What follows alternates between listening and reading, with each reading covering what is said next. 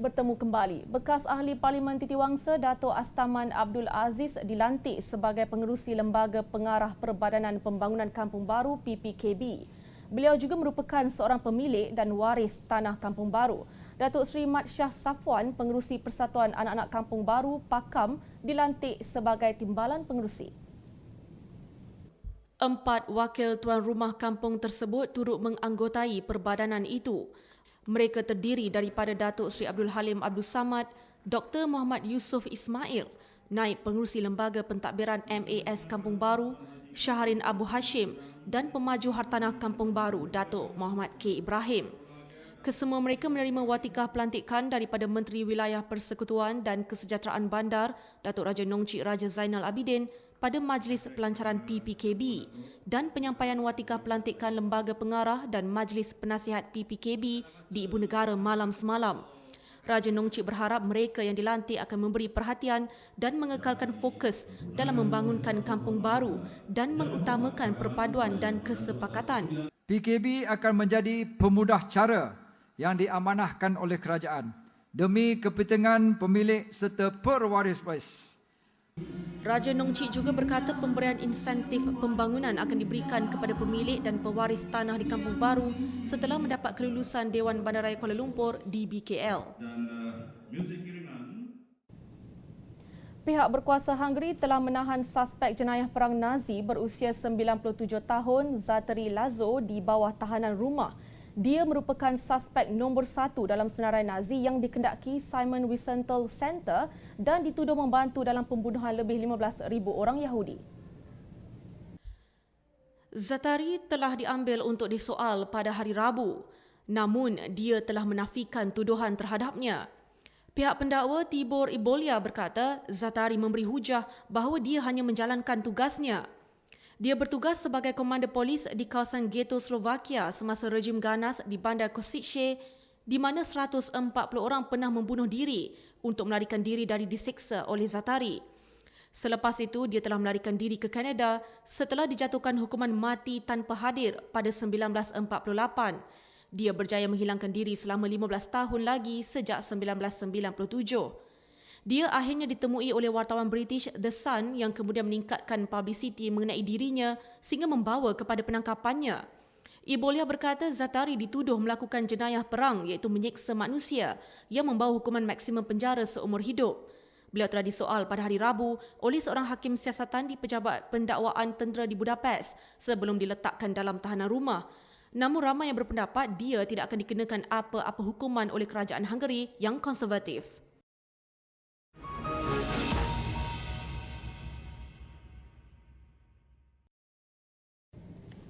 Tilam khas untuk pelari terpantas dunia memulakan laporan sukan detik 8 malam ini. 2 hari selepas tiba bersama pasukan Jamaica bagi memulakan latihan di Universiti Birmingham, jurulatih Usain Bolt, Glenn Mills, mengarahkan tilam yang digunakan anak buahnya itu ditukar.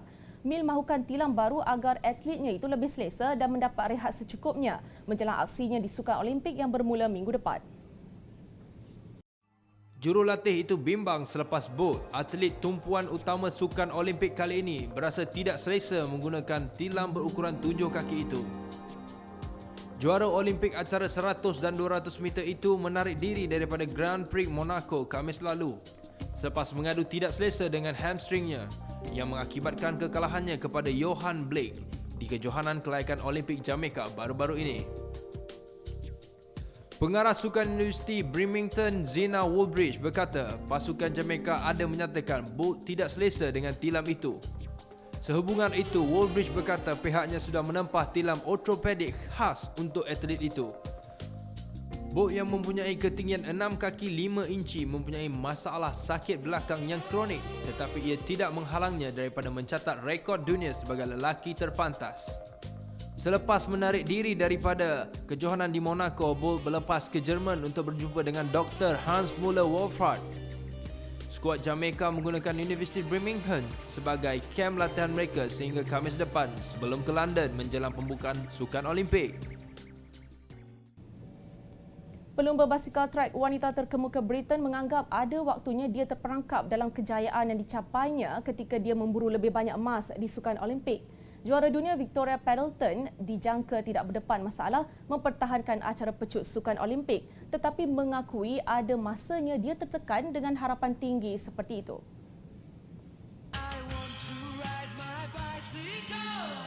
Pendleton, 31, mula terbabit dengan lomba basikal trek di atas padang rumput ketika berusia 9 tahun dan sudah memenangi 1 pingat emas Olimpik dan 9 kejuaraan dunia. Dia dikatakan akan bersara selepas sukan Olimpik London ini. Dalam program Victoria Pendleton Gadis Emas Basikal yang disiarkan saluran BBC, atlet itu turut mendedahkan hari dia memenangi pingat emas Olimpik di Beijing adalah hari yang paling menyedihkan buatnya. Beberapa jam selepas menjuarai acaranya, hubungannya dengan Scott Grander, anggota penting dalam pasukan sokongannya, diketahui umum menyebabkan timbul rasa kurang senang di kalangan anggota skuad berbasikal Britain. Menurutnya, percintaan itu menimbulkan kemarahan kepada pasukan itu kerana menganggap tidak profesional. Malah katanya ada yang menyatakan mereka memalukan pasukan selain mengkhianati kepercayaan yang diberikan.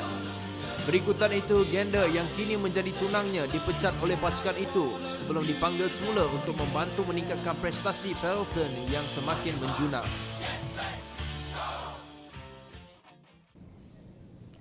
Tutup mulut anda dan tumpukan sahaja kepada aksi di padang. Itulah pesanan bekas pemain tengah Liverpool, Dietmar Hamann, kepada penyerang The Reds, Luis Suarez, yang menyebut kelab Manchester United menggunakan kuasa politik untuk mengenakannya.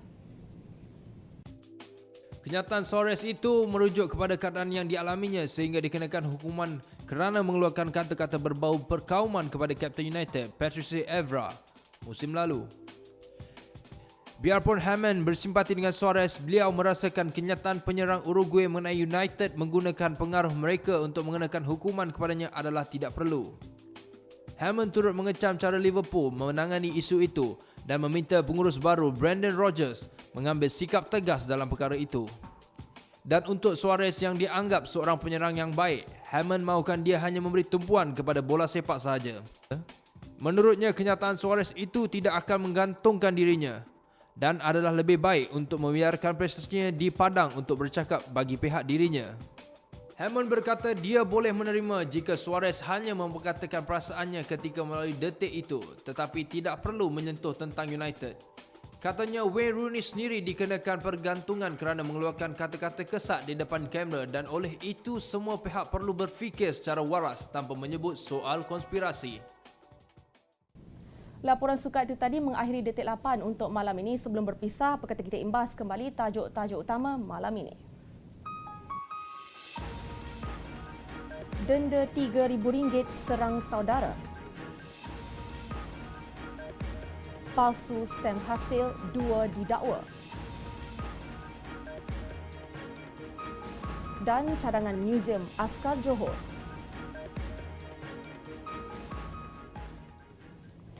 Teruskan menyaksi rancangan menarik di WBC. Sehingga kita bertemu lagi. Assalamualaikum dan salam hormat.